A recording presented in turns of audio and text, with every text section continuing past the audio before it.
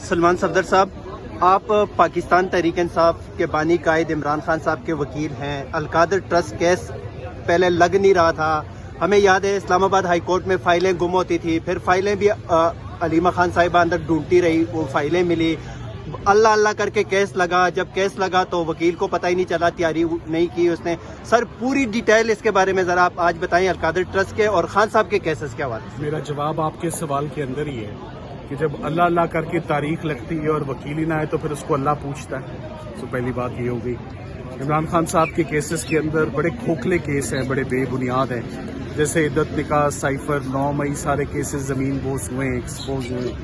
جس دن یہ کیس انشاءاللہ شروع ہوگا، ایک ہفتے کے بعد، عید کے بعد، آپ دیکھیں گے کہ انشاءاللہ یہ کیس بھی بہت جلد کلیپس ہوگا اور بہت سرکار آج ہی میدان چھوڑ کے بھاگی ہوئی ہے، آج نہیں پیش ہوئی اور میدان چھوڑتی ہوئی لگاتار متواتر نظر آ رہی ہے۔ سو انشاءاللہ بہت جلد اچھی خبر آئے گی اور بہت جلد حق سچ پہ آپ کے لیڈر کھڑے ہوئے ہیں اور انشاءاللہ آپ کو خوشخبری سنائیں گے بہت جلد۔ سر کتنے ایسے کیسز آئے خان صاحب کے آپ کے پاس جب آپ کورٹ میں گئے اور سامنے کورٹ کا جو کچھ بھی ہے، ججز پہ پریشر ہے یا جو بھی ہے وہ فیصلے نہیں کر سکتے، ایز اے وکیل آپ کو کب سب سے یہ لگا کہ واقعی مجھے مایوسی ہوئی ہو آپ کو؟ دیکھیں، ہمیں عمران خان صاحب کے کیسز بہت آسان ہیں، آسان اس لیے کیونکہ انہوں نے کیا کچھ نہیں ہے، بڑے بے بنیاد اور کھوکھلے سے کیس ہیں۔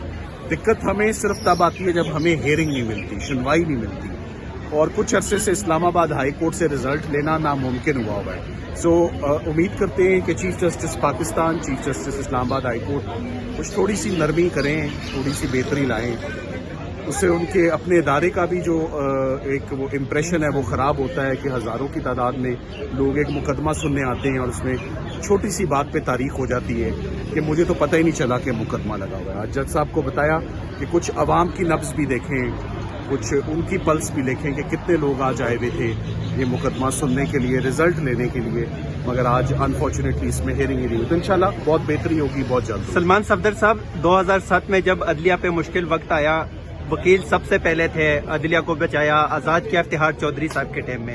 اب ایک مرتبہ پھر عدلیہ جو ہے نا وہ یرغمال بن چکی ہے، قوم عدلیہ کے ساتھ کھڑی ہے، وکلاء عدلیہ کے ساتھ کھڑے ہیں۔ کیا اتنا مشکل ہو گیا ہے کہ یہ جج جو ہے نا فیصلے نہیں کر سکتے؟ جس کورٹ کے باہر آپ کھڑے ہیں، اس ہائی کورٹ کے 6 ججوں نے انصاف کے لیے خط بھی لکھا تھا، وہ خط کیا تھا وہ آپ کے سامنے ہے، تو سر کیا کہیں گے؟ بہت جلد اس پر بہتری آئے گی۔ آپ درست فرما رہے ہیں کہ عدلیہ کچھ عرصے سے بہت افیکٹ ہے۔